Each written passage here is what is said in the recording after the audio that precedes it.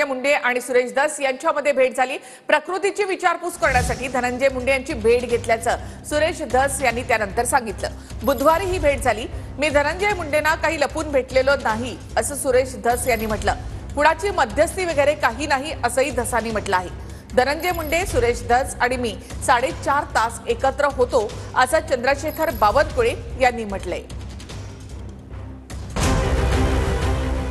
खंडणी प्रकरणावरून धनंजय मुंडेंवर आरोप करणाऱ्या सुरेश धसांनीच आता धनंजय मुंडेंची भेट घेतली आहे।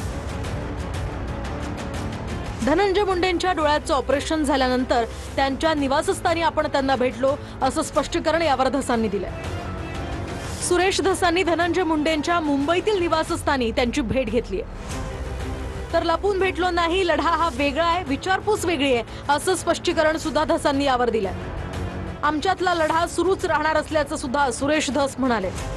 धनंजय मुंडे यांचं ऑपरेशन झालेलं आहे। त्या दिवशी रात्री त्यांना दवाखान्यात ॲडमिट केलं। दुसऱ्या दिवशी झाकून लपून नाही, दिवसा म्हणजे मी त्यांच्या स्वतःच्या निवासस्थानी भेटायला गेलेलो आहे। तब्येतीची विचारपूस करायला, तब्येतीची विचारपूस आणि लढा हे दोन वेगवेगळे प्रकार आहेत।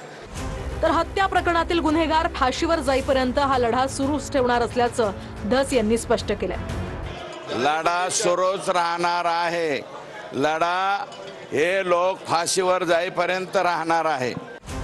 धनंजय मुंडेंच्या तब्येतीची विचारपूस करण्यासाठी त्यांना भेटायला गेलो होतो असंही धस म्हणाले।